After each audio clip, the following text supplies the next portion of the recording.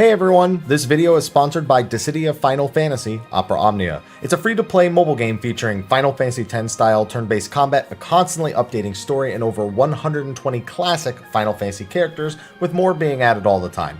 It's celebrating its 3rd anniversary on its global version with tons of free goodies when you log in, and even a chance at a global first weapon for Balthier from Final Fantasy XII. It's my favorite mobile game. I've played it for years, produced content for it, both sponsored and unsponsored, so I'm super excited. Check the link in the description of the video to download the game and get started now. Now on to the video. Hey everyone, Mr. Happy here, and in this video, I'm going to give you my predictions on the new jobs that will come in Final Fantasy XIV's next expansion. Now, I largely like to base predictions on elements that are currently present in Final Fantasy XIV, and separate them from speculation or simply guessing the thing I personally want most. That being said, nothing I'm saying is set in stone. There's not to say these are definitely the jobs, and it would be absolutely ridiculous for me to say that. Feel free to disagree and predict whatever floats your boat for whatever reasons you got. I'm simply going to be basing mine on things we currently know versus things we don't know. So with that, let's get started. Oh, and big spoiler alerts here for very recent stuff too, like patch 5.3 and 5.4. You've been warned.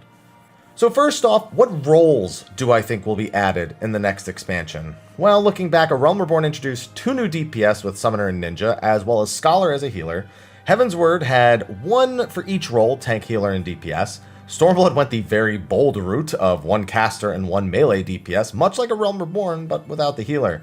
Finally, Shadowbringers brought us a tank and a new ranged physical DPS. Well, looking at the number of available jobs and what roles they currently fill, I feel confident that 6.0 will introduce 2 jobs, 1 healer, and 1 caster DPS. This is mostly based on statements and patterns that have been established by Yoshi P and the developers about how they choose what jobs they actually add in each expansion. Early on, they mentioned they needed another healer and another caster, and Ninja was just the job that they really wanted for the initial launch. It just didn't make it until patch 2.4. This shows that they were both aiming to fill roles and also just do something they were interested in doing. This precedent just kind of persists, but also bounces back and forth between the two every expansion after. Heaven's Ward, they said they wanted to release 1 of each role so no one felt left out, and we thought that was going to be the norm from that point. Yoshida had even been name-dropping Machinist as a job he personally wanted to add since a month before A Realm Reborn even released. Stormblood, they said they just really wanted to make Red Mage and Samurai. Players were really demanding and really excited for those jobs to be introduced. And Yoshida himself has also mentioned that he wanted to add Red Mage. We had hints for it in-game at several points. We thought we were going to get it sooner, so it just had to happen. Then Shadowbringers came. The demand for a new tank was really high from the players, and the ranged physical role was kind of being left out. There were only 2 in the game at that point, so they decided they needed to add something to even out the roles more, and tanks were highly requested, on top of them also wanting to even out the tank role, so there were 4 total. With that in mind, they already stated they withheld from making a healer in Shadowbringers to help tackle the imbalance of the existing healers. While many debate on the success of that endeavor, it's likely the team feels content enough to proceed with introducing a new one. Not to mention that if they didn't, players would be livid. There has not been a new healer in almost 6 years as of the making of this video, and I don't think they can afford to go another expansion without one. As for caster, it's mostly due to the recency of the other roles as well as the number of jobs that exist in each role. It's only been 4 years since a new caster, the same time it's been since we got a new melee with Samurai, so technically a melee could be the other job, right? Well, the melee role has 4 jobs, while the caster role only has 3. Blue Mage, sorry, you don't count. Since they've stated that other jobs or roles were selected based on the number of them available to play, it just makes caster the safest prediction to make. That is, of course, if you actually even believe we're getting 2 jobs in this expansion. I personally think that by 7.0, well, we might only be getting 1 job per expansion, but this is going to be an expansion I still think we get 2 jobs. And as if that wasn't enough for my prediction on the roles, there's one other detail. We got a pretty heavy-handed hint at the end of patch 5.3. Alisei and Alphino are discussing their individual growth in recent times and how Alisei feels so unsatisfied by it. I realise we haven't taken up new martial arts, nor have I ever been one to set much store by appearances. But I can't help feeling a certain lack of, I don't know, personal development. I quite understand. But as you observed, the others had the more pressing need. Rest assured, our turn will come. Looking at this conversation, it just feels like a nod to the audience that those two, both a healer and a caster, are next in line. I also want to see them finally show up in an expansion trailer, for goodness sake.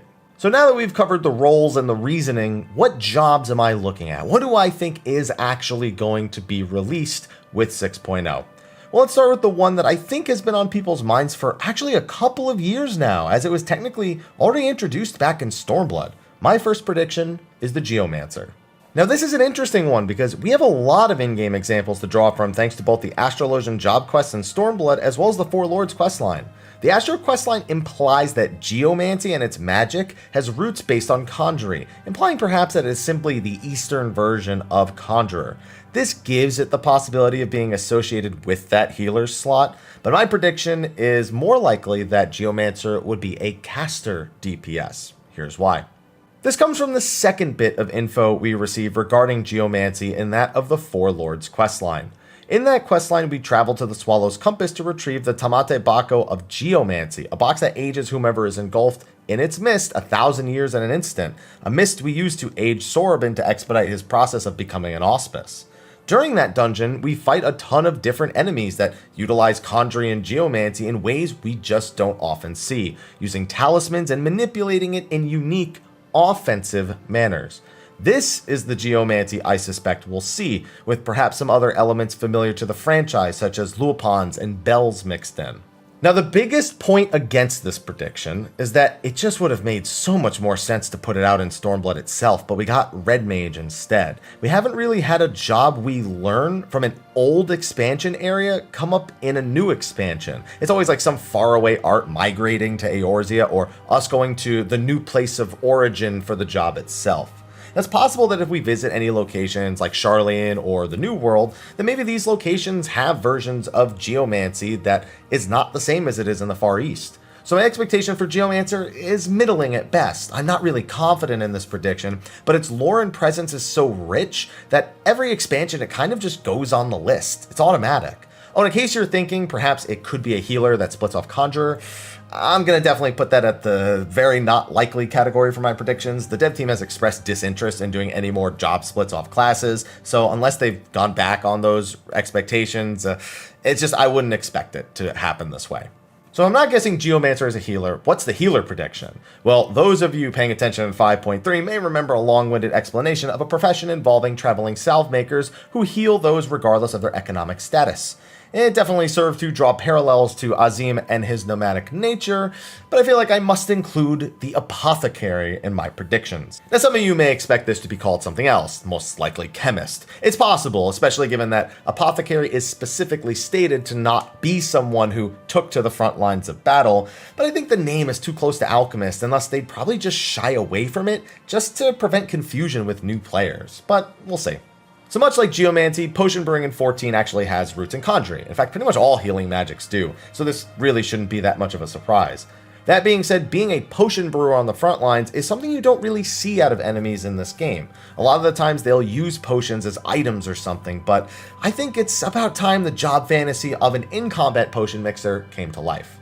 The prediction's premise is actually a bit shakier than Geomancy, but the job fantasy is easy enough to imagine. It's a healer with ninja mudras pretty much, mixing and shaking ingredients to produce a bunch of different potions. I do imagine screwing up might literally blow up in your face, but such a simple job premise, some heavy-handed exposition explaining Apothecary to the player, and a bit of hopefulness in my heart, it is actually my most confident prediction.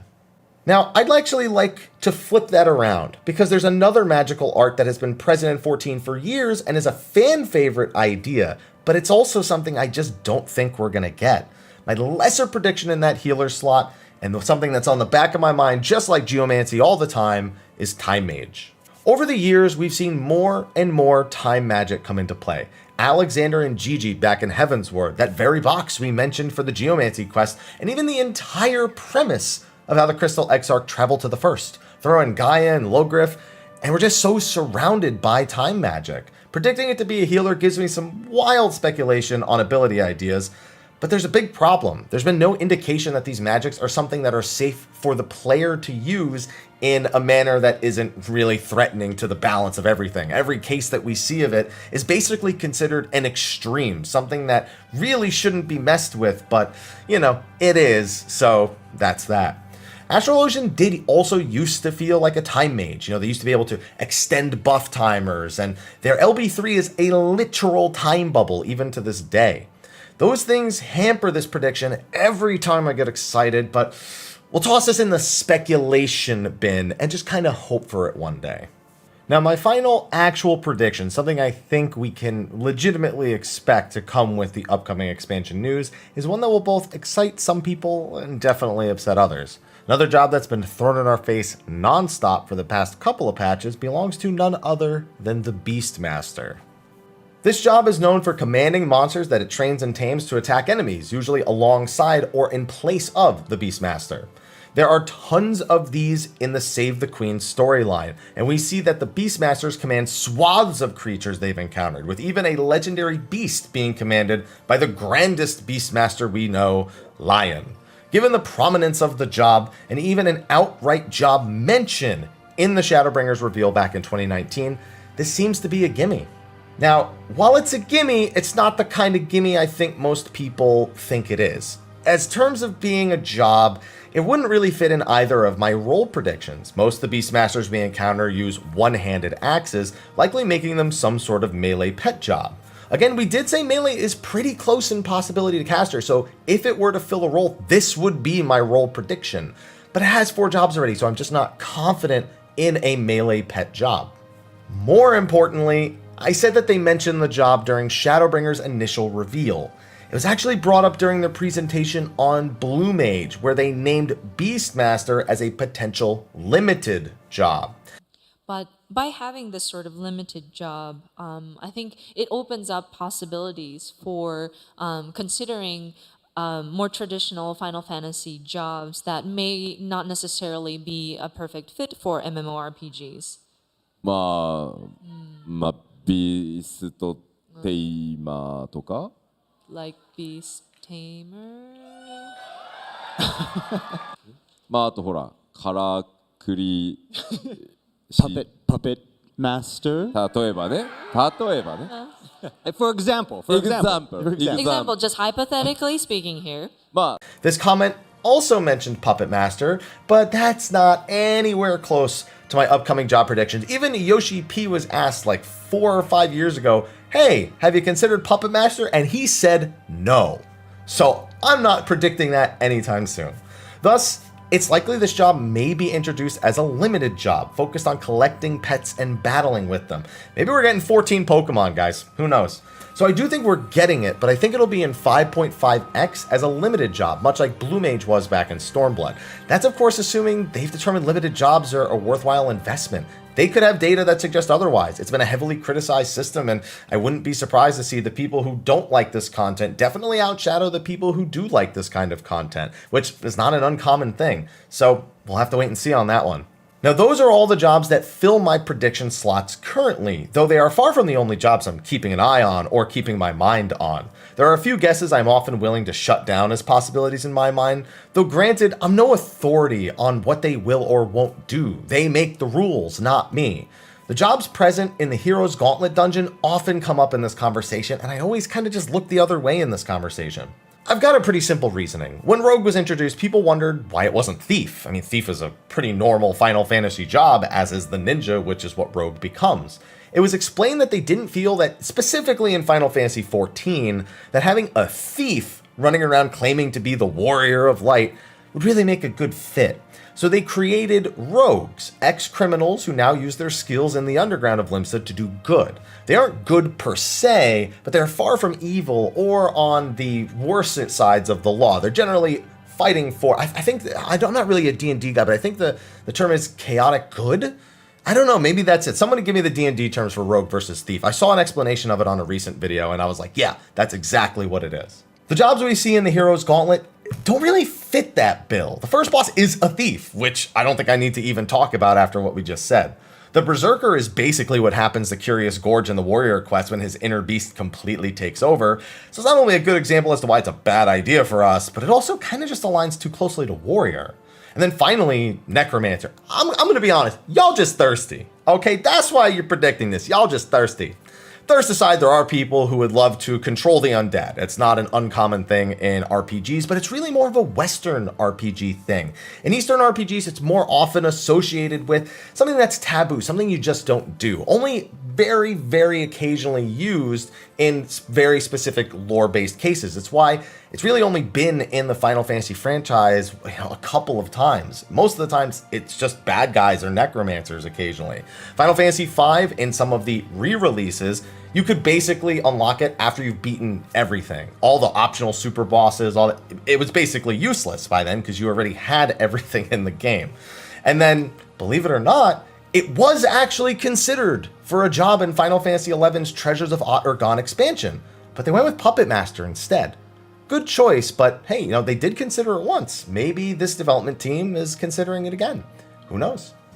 Finally, the thing I'm most excited about is the possibilities beyond just the jobs we know and love. In Shadowbringers, Machinist received a complete rework, practically making it so that we got 2 new DPS this expansion. It kept some of its Final Fantasy XIV core skills, but it was redesigned to include a lot of skills familiar to Edgar in Final Fantasy VI, who is known for those various tools. That's why I'm kind of hoping that we get a chainsaw in the next expansion. Gunbreaker, while it is a new job, took a similar approach. It's mostly just skills from the 2 most prominent Gunblade users in the franchise, Squall and Cypher from Final Fantasy VIII. It wasn't a job that existed prior to Final Fantasy XIV, with Squall and Cypher both technically being knights. This means that simple concepts present in fringe cases across the franchise are up for grabs. I mean, we don't even have to look this far. When Astrologian was introduced, it was only in Final Fantasy Tactics on an NPC that you couldn't play as, who used the LB3, and that's it. They made that very, very specific case a whole job in this game. So it's definitely on the possibility, or it's within possibility, that something that we just don't even think is even remotely on our minds ends up being a job. It's absolutely possible, and I just will never rule that out after the precedents that they've set over the various expansions.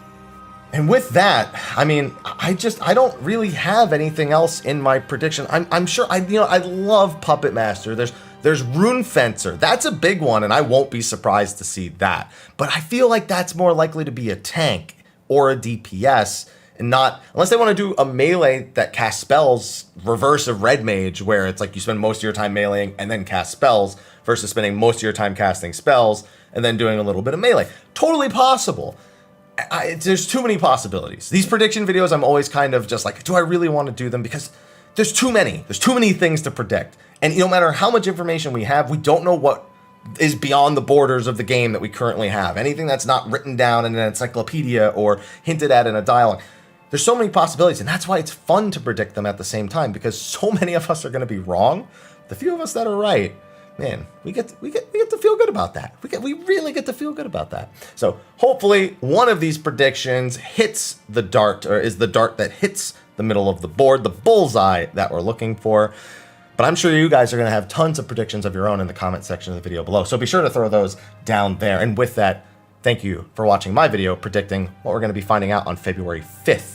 At 5:30 p.m. Pacific. I will be hosting a very, very long live stream with myself, Sly, and Ethis. We're going to be watching all of the announcement stream, all of the live letter, producing live reactions to it, and of course discussing the things that we see in that show, in those 2 back-to-back shows.